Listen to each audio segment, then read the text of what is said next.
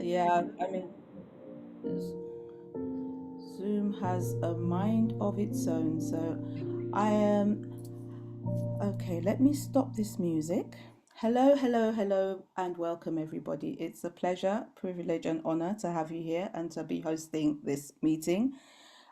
We run these sessions once a month. So this is last Thursday of every month. This is our April edition.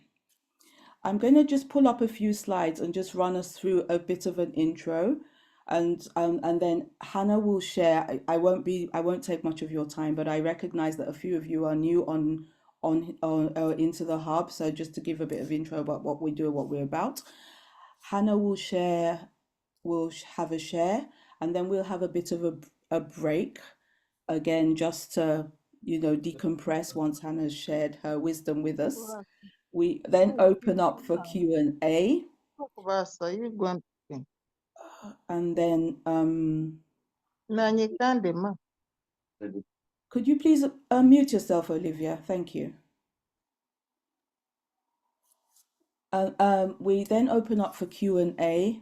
We have a bit of, I'll share a bit of information with you, and we have a meditation in the end, and then we depart. Hopefully we shouldn't be, so I'll just crack on, and let me find my slides. Share those even. Start from the beginning. Okay, so this is where we are. We've got myself and Hannah here today hosting you. Just a bit about myself, and I hopefully you all read this within our sign up form, so I'm not going to belabor the points.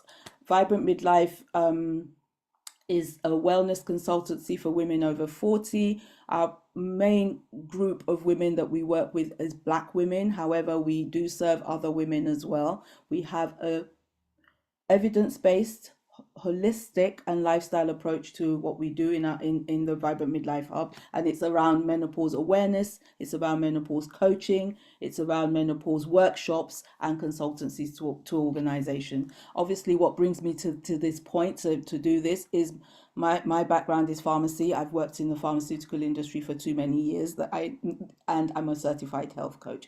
But I also at the moment I'm leading a work stream on the National Menopause Program. I'm, in the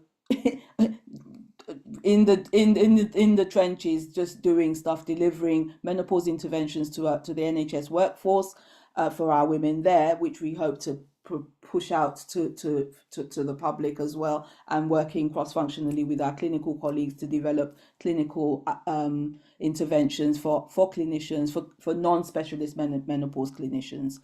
So, I mean, this is my passion, is to see women at this phase of life live in health and well-being in spite of the menopause transition. Let's thrive in menopause and not just survive. And I've just said there, that's my mission. I talked about menopause awareness workshops, coaching, and consultancy. Just to say that the information that we share here today is for its information purposes. By all means, please, I would always say, as a responsible healthcare professional, refer to your own doctor for medical advice. So this is one of my key things that I say to women, because we are running around doing all the things, prioritizing everybody else but ourselves.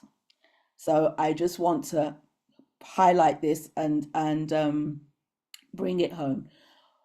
Whatever we do in life, and that's based on whatever we choose to do, we need to have these pillars. We need to make sure that we are keeping abreast of these pillars, and this is why I bring these sessions to us. I bring these sessions to us free at this point, because I am just so passionate, and I see in the line in my life, I see in my line of work that many women are not necessarily putting themselves first, and it, along comes the menopause transition plus life, and so yeah, I won't belabor the point, but we must prioritize ourselves, our physical, our mental, and our spiritual well-being. And that brings me to introduce Hannah, the beautiful Hannah. I've connected with Hannah on LinkedIn because that's where we do a lot of our stuff. People just meet, and she was just great. Because I've been interested. Obviously, my background's pharmacy. We know that most medicines are derived from plants. However, I mean, I don't have this aspect of herbal medicine and what that looks like, and I'm also conscious of the fact that I talked about having a lifestyle approach to menopause support. Whilst I'm not averse to HRT, I am conscious of the fact that HRT is not a silver bullet, and there are some women that cannot take HRT or choose not to take HRT, and that's why I bring um, alternatives to the Vibrant Midlife Hub. So not only does Hannah have lived experience of using herbs, she's also specialized and qualified in this area, and her um, client base mainly is women that can't take HRT, so cancer survivors. And she uses, to her point, she uses herbal medicine. She uses a combination of herbal medicine, health coaching, and hypnotherapy. She offers a natural approach, and she empowers women to take control of their menopause journey. Hannah, over to you. I've made you co-host, so please feel free to share your slides. Lovely, thank you very much. And thank you for inviting me this evening. It's really lovely to spend the evening with you all.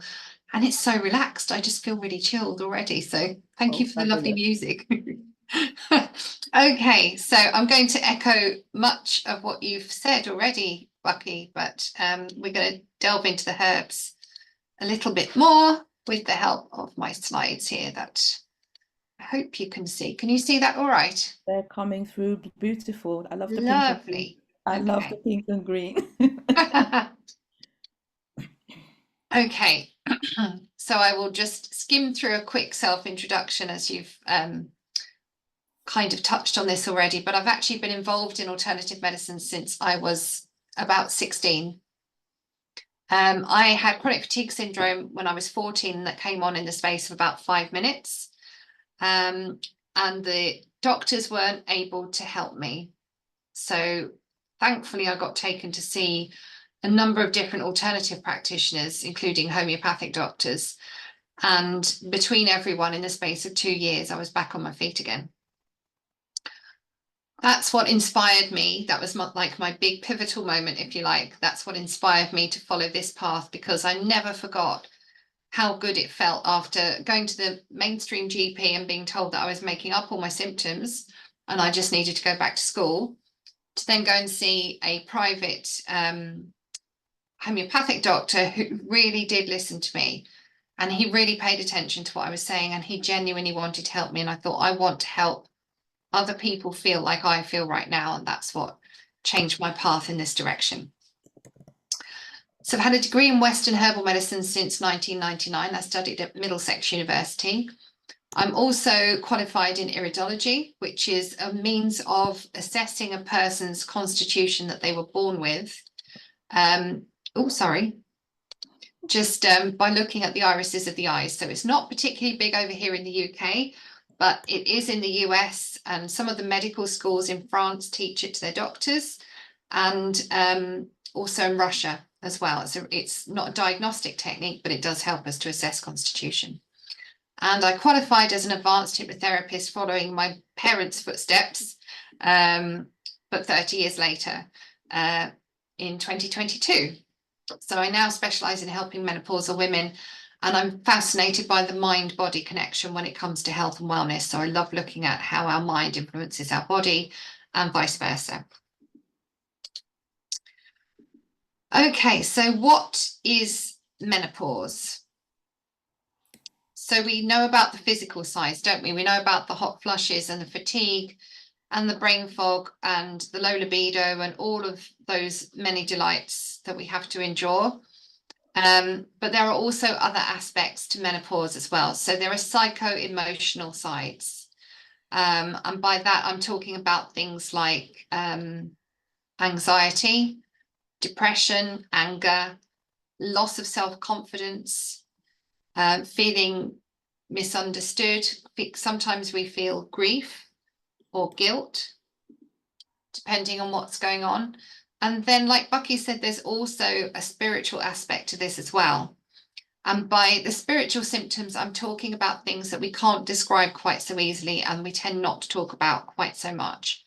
So that would be things like having that need to be on your own, having a need for solitude and quiet. Maybe you have changes in your intuition. Maybe you become more intuitive. You might lose your sense of purpose. Bucky mentioned, having a life mission. That sense of life mission might vanish as you reach menopause and might be replaced with a new one. So we can lose our sense of purpose temporarily before we find perhaps a new sense of purpose. And also it's a time when many of us begin to look back. We look back into our ancestry. It's quite common to do things like genealogy and trace family trees and things, because we're starting to question who we are and how we came here and what life is all about, from a bigger perspective. But also, I think it's a time when many of us start to contemplate our own mortality. Perhaps we're losing parents, and that, they were the other generation before us, and then next it's like it kind of shines a light on the fact that it's our turn next, most likely. And some women, most women in fact, I think are very uncomfortable with that. We say that menopause is the last taboo. I don't think it is. I think death is the last taboo. This is a topic that many people are very, very uncomfortable with talking about. And this, I think, is a large part of the problem with our attitudes towards menopause. So traditionally, certainly in this part of the world, menopause was seen as a spiritual transition as much as anything else. And it was that time when you consolidated your life experience and your wisdom that you've accumulated over the many years you've been here, and you repackage it and send it out into the world in a new way. The idea obviously being that you shed the responsibility of having young children to care for, and perhaps you wouldn't have parents around, but obviously these days women are having children later in life. And so we're what they call the sandwich generation. We often have young children to care for and elderly parents as well, which can really make the menopause transition really quite tricky, because we don't always get to have that time and space and solitude that we need to navigate our way through smoothly. Okay. So Bucky mentioned the importance of self-care, and whichever route you decide to take through menopause, whether you want to take HRT or go without HRT, I still say that self-care is where we need to be starting. And because by the time we get to perimenopause age, we've often put ourselves last for decades. We've put the family first, or the husband, or the parents, or the career, someone or something else first, and ourselves last. And then we get menopause symptoms and we wonder why. And to me, menopause symptoms are cries for help. It's our body saying, I can't live like this anymore, I'm afraid. We need to change things up and we need to prioritize looking after me. And if you don't do that, your body cries out louder and louder and more until you have absolutely no choice but to pay attention. So I would say, please don't let it get to that point. So it's not that your body hates you and it's working against you and, it's all doom and gloom. You just have to see it in a different way and listen to your body, try and work out what it is that it's missing and provide that from a loving space. Good self-care doesn't just make menopause easier, it actually helps to reduce your risk of various conditions later on in life, post-menopause. This is your window of opportunity to get your self-care right. And even really small changes make a big, big difference. Also, if it turns out that you do need to seek help from someone else, someone like me perhaps, that process is quicker, easier, and much more cost effective if you've already done that groundwork and you've already got a good diet going, you've already got some daily exercise, you've already got good sleep, etc., because you're giving your body the resources it needs to right itself. And our bodies are designed to do that. That's what we would expect them to do. Okay. So these are the sorts of things that we cover. These are the foundations that we cover in my health coaching.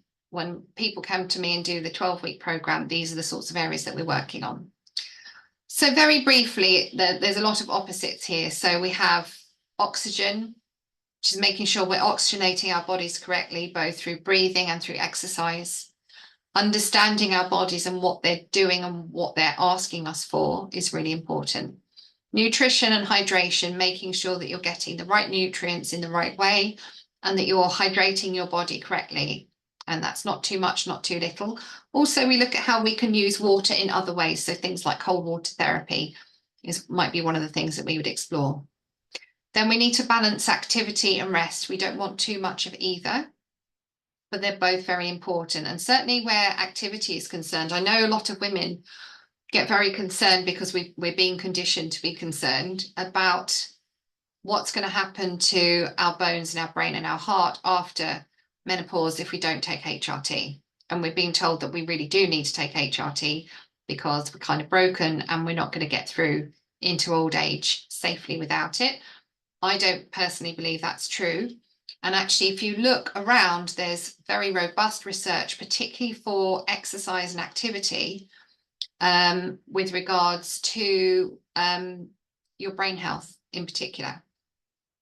So I think it's the Dementia UK website where they mention 14 different studies that say that if you exercise for 30 minutes a day, you cut your risk of dementia by anywhere between 30 and 45%, which is huge. There is not a drug on the market at the moment, and perhaps there never will be, that will cut your risk by that much.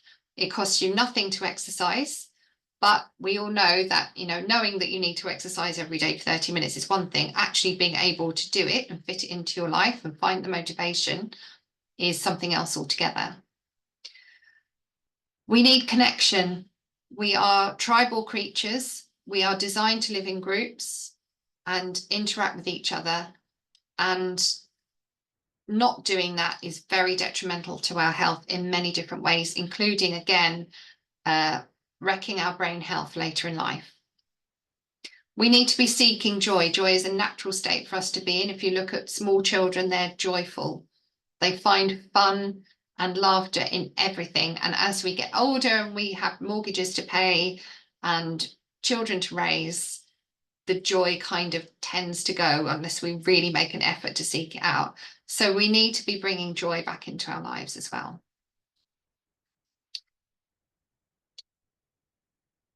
So what is herbal medicine? And wherever you're from in the world, you probably know that you have a tradition of using herbal medicine native to your part of the world. Over here, it's not so well known because various things that have happened in our history. But in a nutshell, it's medicine made from plants. It's not the same as homeopathy. And, the tradition that we have in the West is very different to traditions that stem from Asia, for example. The Western tradition stems from the Middle East and Eastern Europe, so the Greco-Roman Arabic cultures. And what we're doing is using the whole herb to treat the whole person. So it's very different to mainstream medicine where they're just targeting a symptom or a condition with a drug. We're looking at the whole person and how that illness has manifested perhaps over the years, and then what we need to do with the herbs to help the body to right itself again. So what we're doing essentially is treating the underlying causes of any health issues rather than the issues themselves. And it's a very versatile approach because all of the medicine is tailor-made to the person, tailor-made to the patient. And we take into account, obviously, other health conditions that they have, other medications that they're taking to make sure that it's, first of all, safe and second, going to be effective and getting the results that they're looking for. So it's nice and versatile, and best of all, as the patient, it puts you back in charge of your own health and well-being, which if you've had severe symptoms or bad experience with your treatment so far and you're feeling very out of control, it's nice to be able to say to a patient, where do you want to start? How do you want to target the treatment that we're going to give you with this medicine? And then they get to prioritize accordingly. Okay, so there are two main ways that you can take herbal medicine. Obviously, you can self-medicate, so you can go and grow some herbs in your garden. You can go to the shop and get a herbal remedy off the shelf or get something online. And some women actually do that very successfully and they find it works really well. Others not so much. I have seen ladies who spent probably thousands of pounds over the years and wasted lots of time on Google trying to figure out what's the best thing to take and really not got anywhere far. The other thing to be aware of is although the regulations around herbal remedies, over the counter and off the shelf herbal remedies, have tightened up a bit in the last few years. Certainly with some brands, you need to be mindful that perhaps what it says on the label is not exactly what you're going to get in the pot. So there have been tests done which have found that the herb on the label is nothing to do with what's in the pot. It's a completely different plant. Or it's the right plant but the wrong part. And this is an issue that we're coming up against at the moment with ashwagandha. So there are concerns at the moment around ashwagandha causing liver damage and upsetting people's livers. And as herbalists, we've looked into this because obviously it's in our best interest to do that, although we have no reason to see, like we haven't seen any problems thus far. We wouldn't necessarily. But if something like this crops up, we do look into it quite deeply and you know, try and unpick what's going on and whether we need to make any changes to how we're working. So this is Withania, by the way. This is ashwagandha. It's my baby ashwagandha plant. So a lot of the supplements that are made use the aerial parts of the plant that grow above the ground, and they contain high amounts of these constituents that we've got concerns over at the moment with the liver damage. Herbalists don't use the aerial parts, we use the roots, which have a much lower concentration. And this is why we think, you know, we have a very good safety record in using not just Withania, but all of our herbs. So you've got to use the right parts of the plant as well. It's really important. Also, we sometimes see issues in over-the-counter supplements with contamination. So, you know, it's contaminated with other plants, with dirt, dust, heavy metals, goodness knows what. You really, unless you're using a reputable supplier and a reputable brand, you don't necessarily know what you're getting in a shop-bought herbal remedy. Working with a medical herbalist is different because obviously we're trained to work with the medicines. We understand what they do and how they're working. We understand how you're working as a human being, and we're very safety conscious. So herbal medicine in the UK was supposed to have been regulated a number of years ago, and the government said, yes, we'll regulate you. And then the following year, when that was all supposed to start, they said, actually, no, we're not going to regulate you because your safety record is so good that we can't justify the cost and the effort that it would take. So that's a nice thing. It's a good thing. We haven't killed enough people to make it worth regulating us. Okay, so what's a medical herbalist? I should start by saying it's not a protected title. So any of you could go out tomorrow, set yourselves up as medical herbalists without any training or any insurance, and you wouldn't be breaking any laws. Medical herbalists in the true sense of the word train for, it's not 35 years, sorry, that's a typo. That would be a very long time to train. It's 3 to 5 years. So I trained for 4 years full time. And there's a lot of crossover between our training as herbalists and doctors' training. So we can diagnose, we can interpret diagnostic tests, we can prescribe. We've done our anatomy and physiology, our clinical skills, our diagnostic skills, our herbal pharmacy, our pharmacology, all manner of different things. So we've kind of got a foot in each camp, which is good because it means we can offer integrated treatments as well as standalone treatments. And we are self-regulating as a profession. Okay, so here is how I work with menopause in particular. And we start at the bottom. We have to get the foundations in place first. So the real proper foundations come around looking at what's going on at a deep level, what might have been going on for decades or years before any perimenopause symptoms have begun to manifest. And often we can see patterns with things like long-term hormone imbalances. Some women's hormones have never been right since the day their period started. So that's something we need to address. Also, we're looking at things like gut health, whether there might be a leaky gut problem, might there be chronic inflammation, for example, and again, how menopause is fitting into that. So we use herbs to work on that very deep level, first of all. Then I add in herbs for chronic stress. So the two classes that we use are the nervines and the adaptogens. Nervines are herbs that work directly on the nervous system, and they will either perk you up or calm you down depending on what's needed. So nervines you might have heard of would include things like chamomile, lemon balm, valerian, St. John's wort, passion flower, those kinds of herbs. And then hand in hand with those go the adaptogens, and they have a more generic effect. So people take adaptogens and then they come back and they say, I feel better, but I can't tell you how. I just feel better. And the adaptogens all work on the adrenal glands, which is what we need, because the adrenal glands, as well as pumping out your stress hormones, and probably too many of them for too long, are also beginning to take over the production of your sex hormones as your ovaries shut down. And if they're on a back foot because they're tired from pumping out all the stress hormones, they will need extra help and support. So adaptogens you might have heard of would be things like licorice, ashwagandha, ginseng, holy basil, those kinds of herbs. Then we move on to herbs which will actually calm down the crazy fluctuations in hormones. So your hormones are not really supposed to be in balance as you move through menopause. It's meant to be, they're meant to have a big wobble, but there's varying degrees of wobble, and some of them are unbearable. So we just need to calm down the wobbles a little bit.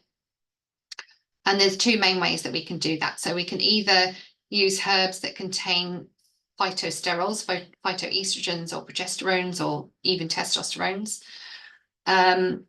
which are not the same as your own homemade hormones or hormones that you might take in the form of HRT, but they do have a weak hormonal effect on the body.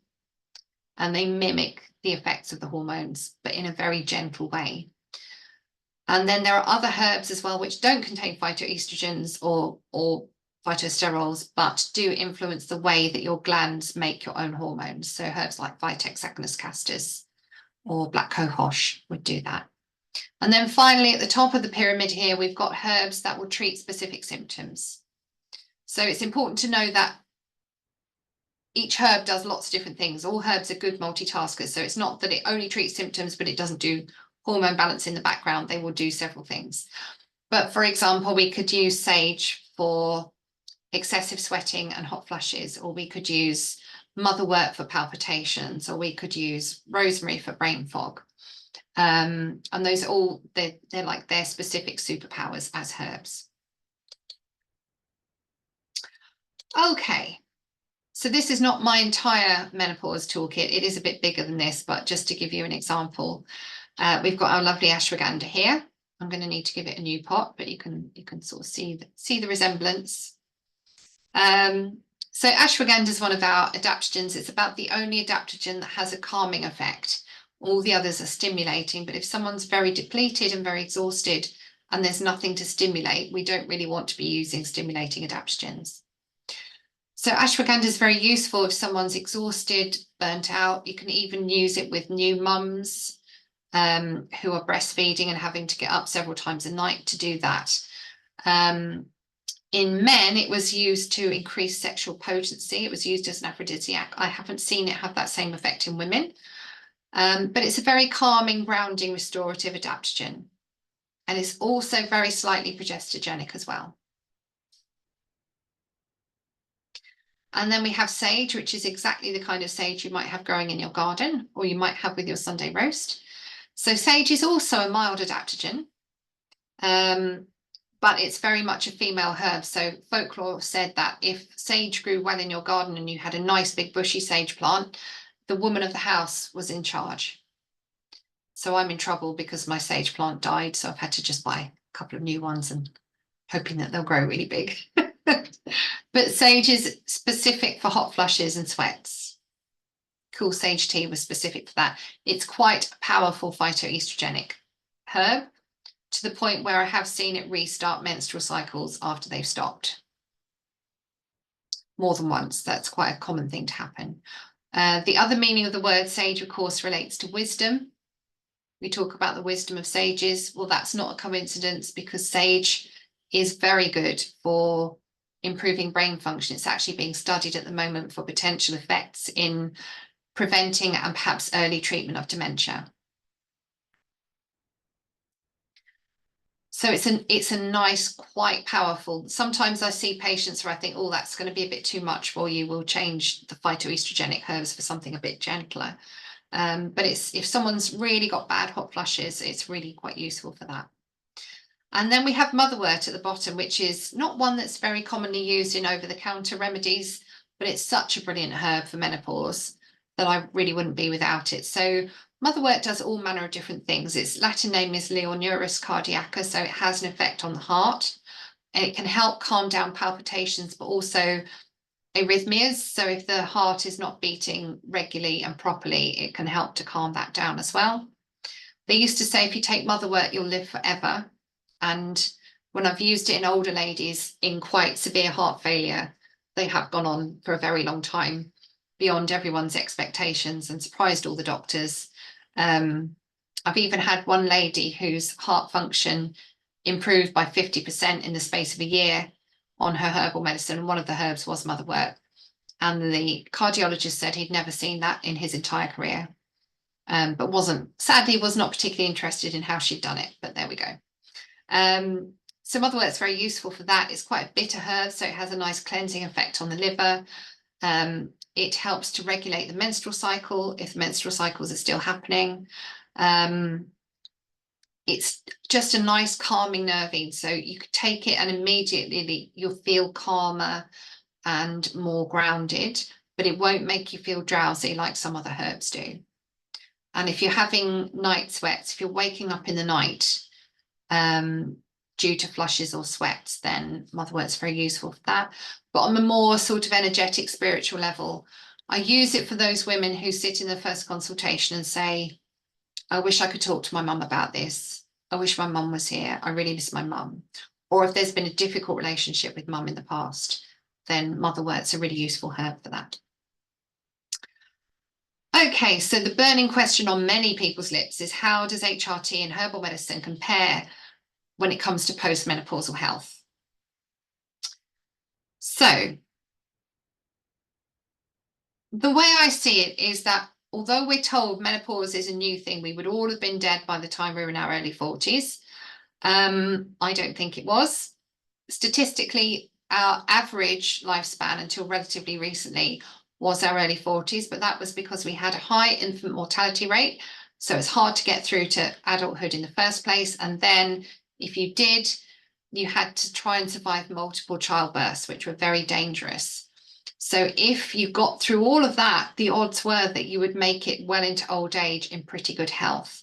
And if you go to any local cemetery or graveyard, you will see old graves of old ladies in there. So we weren't all dead by the time we were in our early 40s. Menopause is not a new invention. It's mentioned in the Bible, it's mentioned in medieval texts. And I think if you believe we have a designer, that they're very clever. And human beings are one of the only species, along with 6 species of whale, that have a menopause.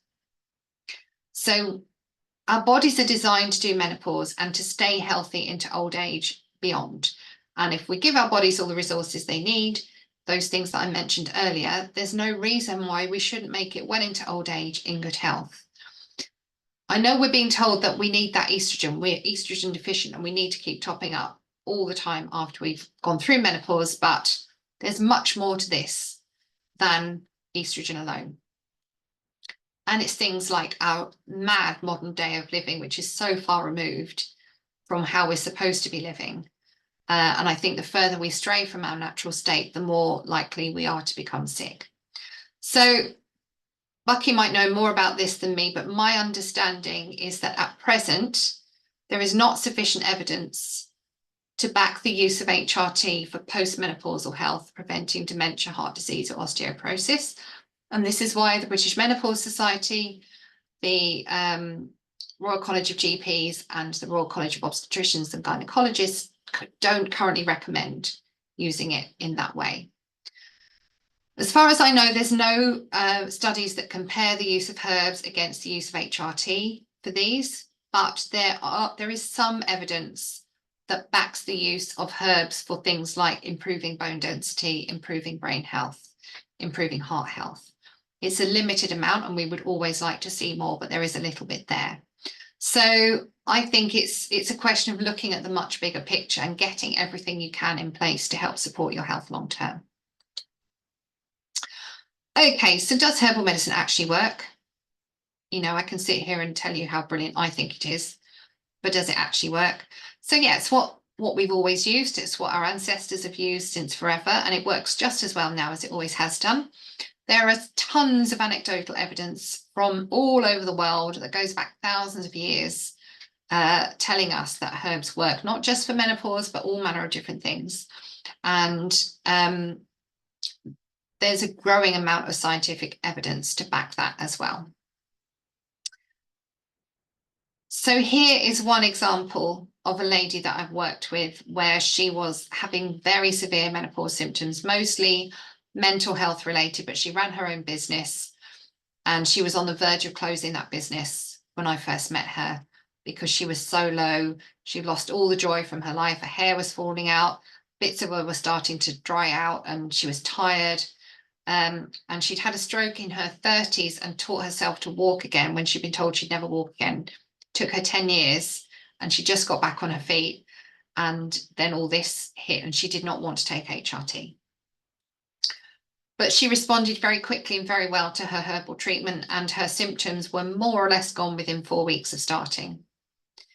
And I still see her and speak to her regularly. I'm seeing her this weekend. This is about probably 3 years on. She's still doing very well. And she's not taking her herbs for a long, long time. Herbal medicine you don't need to take forever. You take it as long as you need it. And then once your body's got the hang of how to be well again, you no longer need to take it.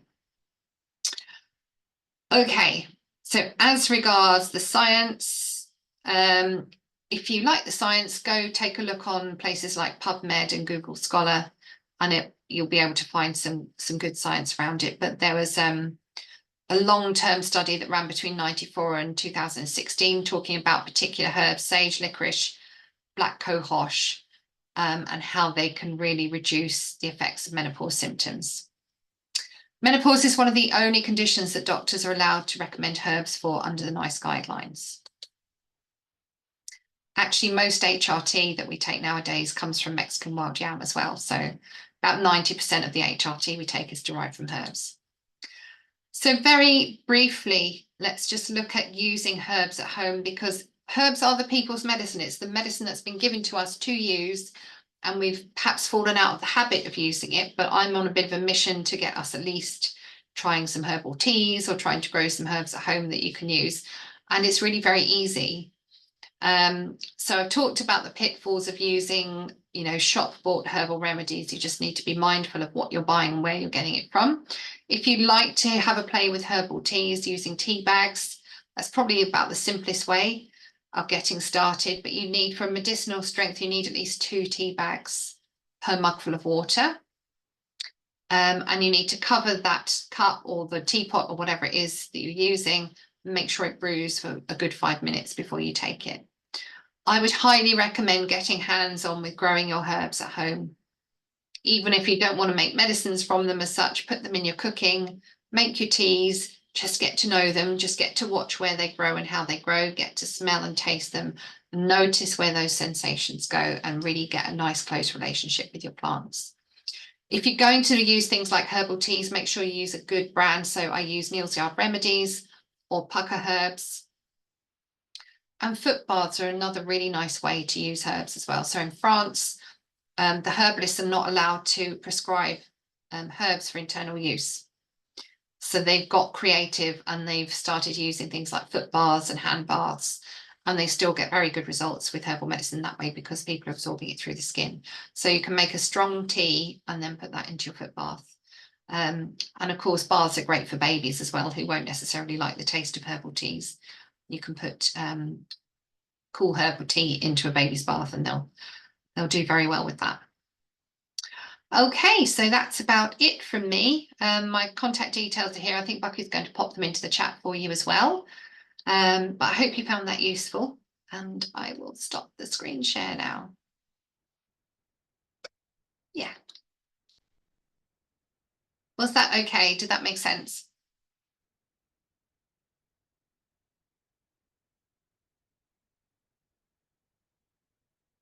I think you're on mute still, Bucky.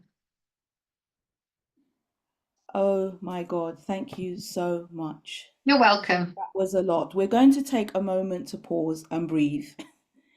I've got some questions in the chat. Please put some more in if you need it. Mhm. I think some of them have already been answered as we go along, but let's just take a moment to just breathe amongst what we've heard, and then we'll come through with the comments, the Q&A, and yeah, that was a lot. I have my own summary here. It's amazing.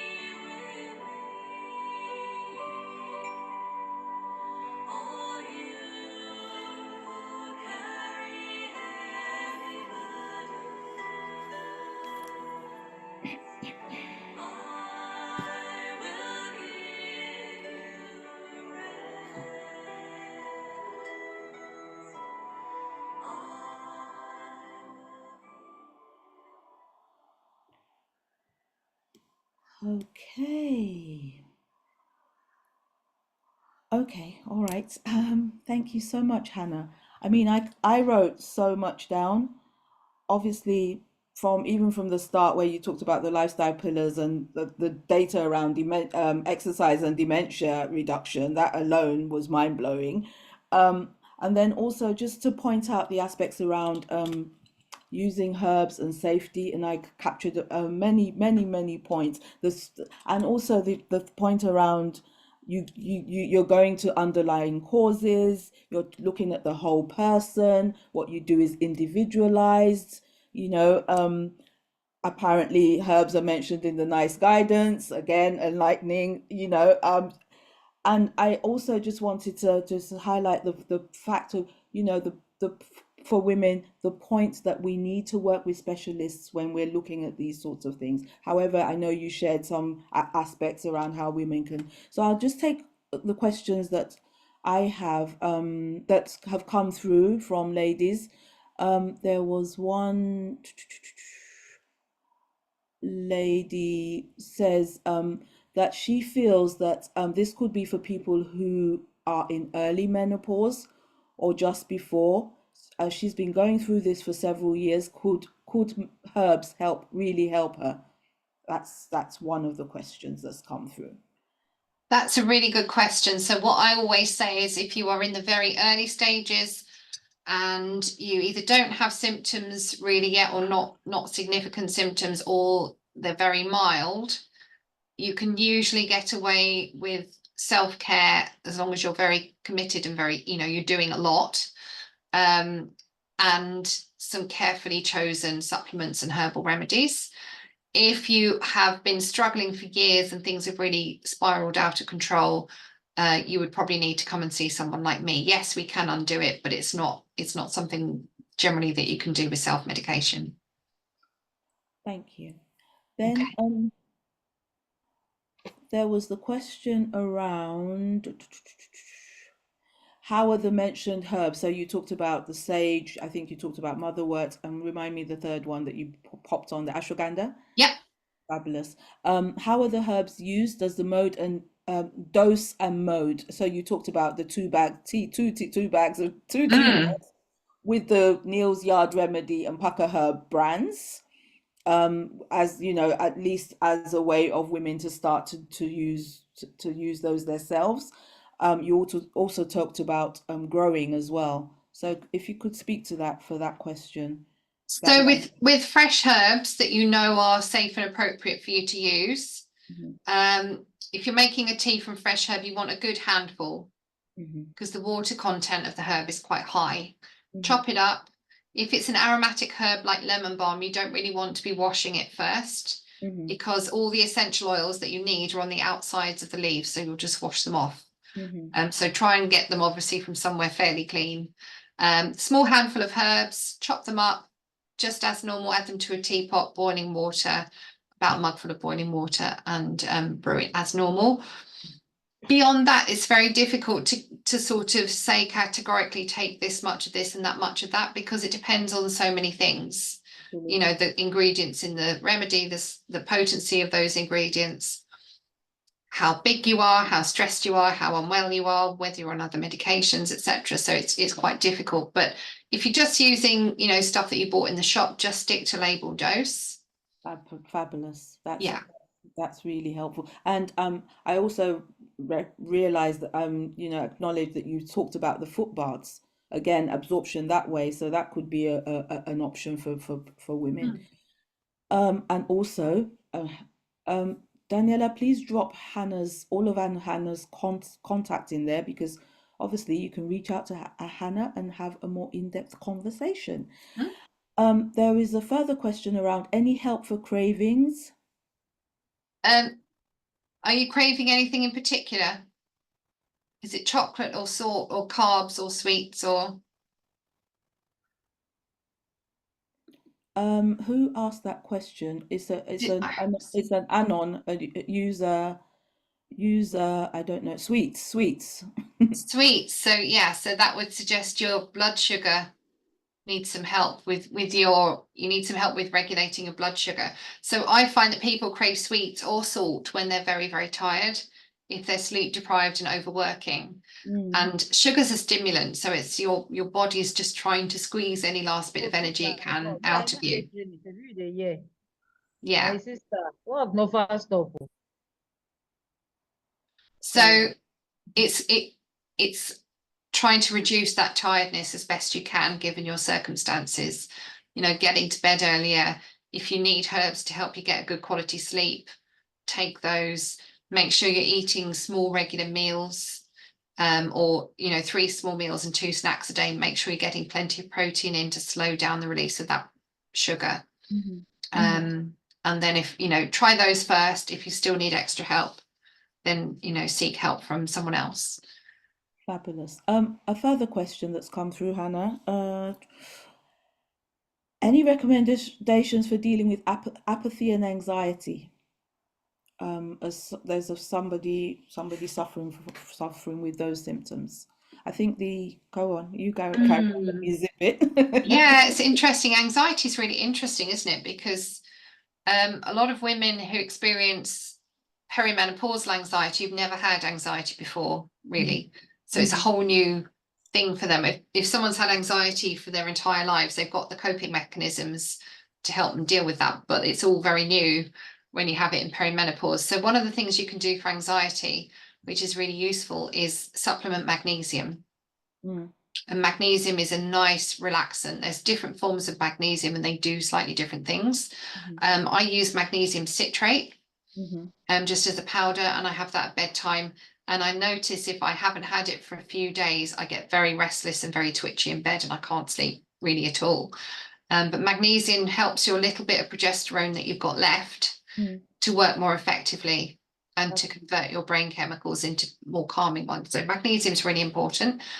Apathy is another interesting one. So I think that's sometimes one of the spiritual symptoms. And I'm a little bit like it myself. I think in some ways menopause is very liberating, because with me, I've spent my entire life worried about what other people think of me, ruminating over that. And the slightest thing can go wrong and it goes over and over and over in my mind and I obsess on it.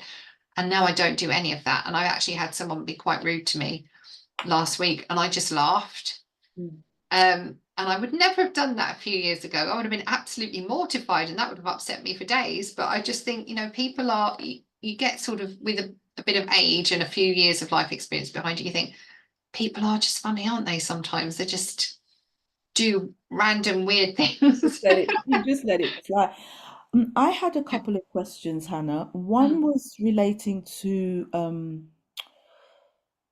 phytoestrogens in patients with breast cancer. Obviously, you're looking at tapering doses, etc., etc. Patients with a history of breast cancer and the use of phytoestrogens, because you spoke to that, and just some of the safety aspects that you would consider in that. Yeah, that's a bit of a minefield. So previously, when I was training sort of 25, 30 years ago, we were told do not give any phytoestrogenic herbs to anyone who either has breast cancer, like estrogen receptor cancer, or has had it in the past. Yeah. Since then, there's been enough research to make us rethink that. Okay. Show that actually some phytoestrogens have a protective effect against that cancer recurring, because they block the estrogen receptors on any cancer cells from the real estrogen getting in. And soy and red clover in particular, the isoflavones in those two in particular are quite interesting to see. The other thing we have to consider in people with a history of cancer is that often they're on medications like tamoxifen, and certain herbs will interact with that. Yeah. So black cohosh will interact with tamoxifen, unless you give it with St. John's wort, bizarrely. So yeah, and so that was another thing that I was considering, aspects around interactions with other medications. But you would take all of that into consideration in a consultation and have the conversation with the woman. That's absolutely brilliant. So some women are still very nervous of taking phytoestrogens, even if you say, look, here's the research to say that it's safe for you. In their head, it's not safe. So there's nothing to be gained. You're not going to help anything by still giving plants with phytoestrogens in. They're not. So and that's the aspect around that shared decision making, or coming to a shared decision making point. Absolutely. Around, okay, but we still have other herbs we can use that don't contain the phytoestrogens. So we're all good. Might take a bit longer, but we can still do it. Okay, I think I will. There was one other aspect. You know how we know in the menopause world that some of the symptoms of menopause mimic things like long COVID, for example. how do you navigate that How space? do I unpick all of that? Quick, Yeah, just the sometimes you headline. can't. If there's long COVID and menopause at the same time, you can't really unpick it. Mm. But you can have common things going on in the background. So, like for example, both might be linked to high histamine. And so you would use your pyramid. Yeah. So we still work on the histamine, and whether it's menopause or COVID or both, doesn't matter really. Okay. We're still reducing the histamine. So there are also obviously occasions where in a first consultation, because we're going through the full case history in about an hour, so I can see the picture straight away. Mm-hmm. Occasionally I think that might not be perimenopause. Mm. That those symptoms might be down to this or that, Mm-hmm. and they need to be looked into. Mm-hmm. Then we'll, between us, get some sort of tests and investigations underway for that. But the nice thing with herbal medicine is actually once you've ruled out the possibility of it being something sinister, it doesn't necessarily matter if you don't understand what's going on. You can Mm-hmm. still use the herbs because the herbs are intelligent medicines. They'll know where to go and what to do, even if I don't. Mm-hmm. And they will just go and get on with the job. Okay. So I think we'll have to stop there because otherwise we could possibly be here all night. I'm just going to find what I need to find and Daniela, could you please? Oh, no, you can't. You won't even be able to do that. Thank you, Hannah. That was You're enlightening. I've welcome. written down so much. What I will do is I'll summarize some of the points as well. I just wanted to ask the ladies, I've just got a few more slides of them. We'll pop on our meditation and we can depart. I know we've run slightly over, but I think it was valuable for us to do that, just to cover all of the bases. I also just wanted to say, thank you for being here, ladies. A couple of questions I have for you. In the chat, could you please tell us what other topics you would like us to cover in future sessions? And point number two, please add your feedback on this session to the chat. So that's the couple of things that I wanted to ask of you. I'm trying to see how I can share my screen again, and Zoom is not cooperating. Okay, there we go. Because what I also wanted to just show you was we have covered a lot of sessions in the past, and so we have recordings of those in our hub. We also have them on our YouTube channel. But because of the nature of the things that we have discussed, they're not on public. We've kept them behind a wall, so to speak, just because it's there are sensitivities that we've covered in there. So if anyone is interested in that, just pop previous sessions in the chat or just reach out to me. I'm going to share my link where I would prefer for people to catch me now. I think it's LinkedIn. So we've got my website, we've got our website, but also LinkedIn. So anyone that wants to be in touch, please be in touch via LinkedIn. We do need to, fantastic. We do need to, sorry, I'm just looking at we do need to stay in touch. We would really want you to, just be in touch with us because we do cover a lot of stuff. I share a lot of stuff as well as best as I can. This session runs every last Thursday of the month, so please save the date. And next time, please come along with somebody else. Please come along with somebody else. With Hannah's permission, we're going to obviously put this recording, add that to our hub as well. And Hannah's details we've shared in the chat. And I think I'm going to stop talking. Does anyone have anything they want to say before I pop on our meditation? You can be, please carry on and or just pop it in the chat as well if that's your preference. Oh, I hope I find this thing quickly because I moved away, so it's not it's not there. Let me see, find it. Okay, here we go. All right. Okay, so we're going to go into the meditation now. So if I could ask people to mute because She's done the last slide. we just need some quiet for this, please. And here goes. Hello and welcome. For the next few minutes, do your best to set aside any distractions or busy thoughts. Relax your gaze and close your eyes completely as you start to turn your attention inward. Feel your shoulders drop away from your ears and allow any tension in your face to melt away. Take a slow, deep breath in and release. Continue taking long, full breaths, filling your lungs and emptying them.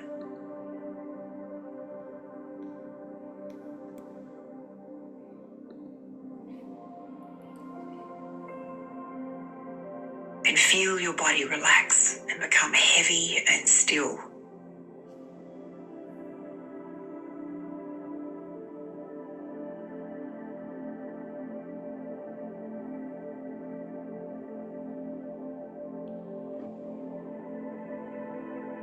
Health is not just the absence of disease, but a state of complete physical, mental, and social well-being. When you think about your own life, do you feel as healthy as you'd like to? Is there something about your physical state you'd like to improve?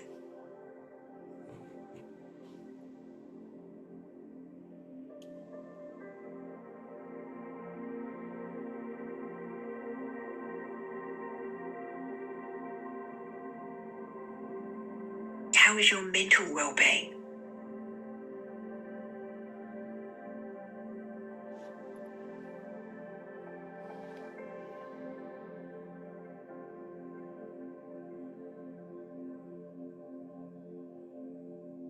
Do you feel well supported socially?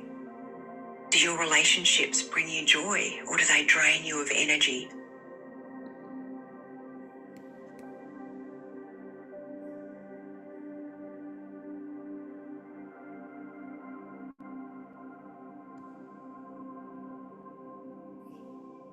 When you look at your well-being overall, are you most concerned about your physical, mental, or social health?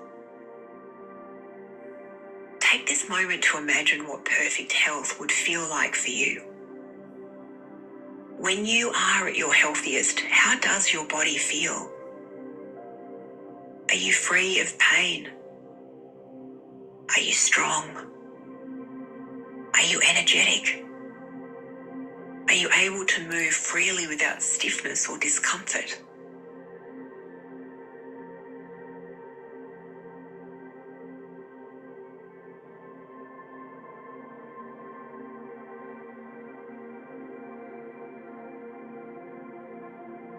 How does it feel to be mentally healthy?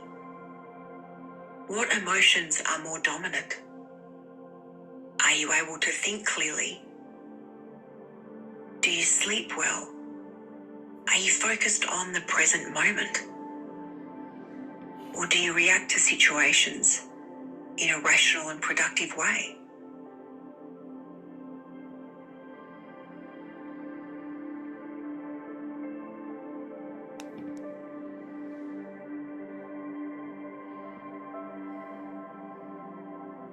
How does it feel to be socially healthy? Do you have a good balance between work and play? Do your relationships make your life happier? Do they allow for personal growth? Imagine your healthier self. What might you accomplish if your body, your mind, and social life were at their best?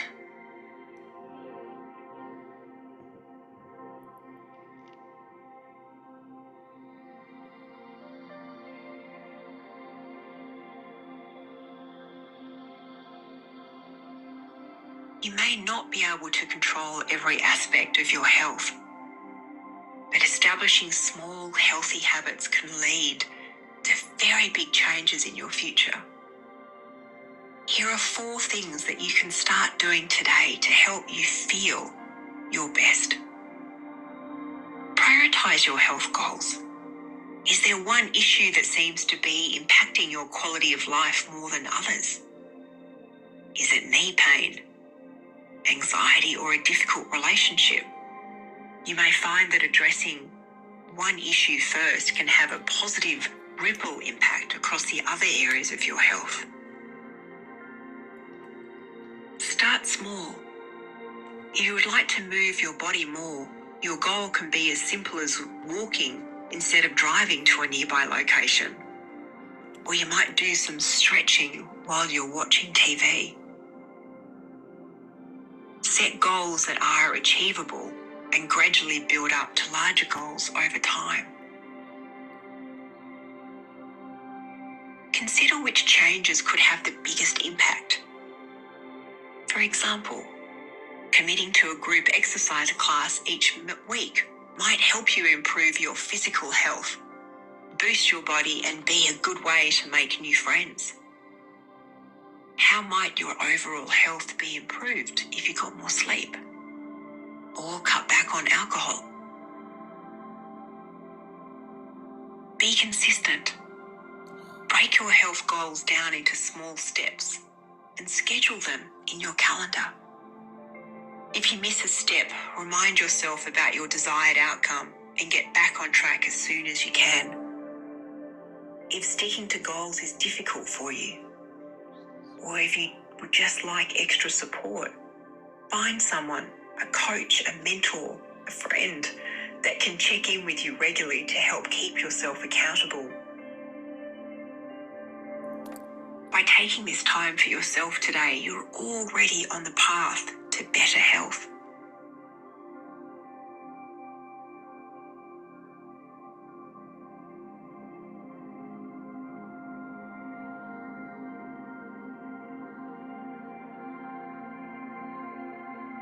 So well done. Before you go, I'd like to pray with you. God, I pray that your healing hands will bring me health. I ask that you bring me peace and comfort to my mind, and my body and my soul.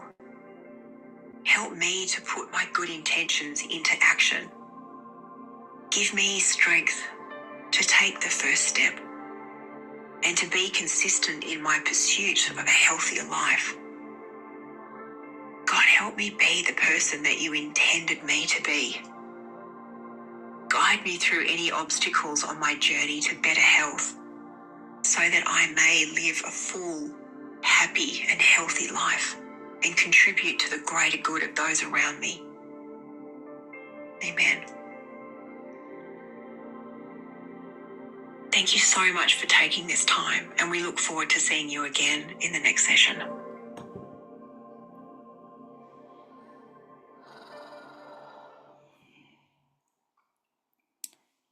Okay, so we'll stop the recording.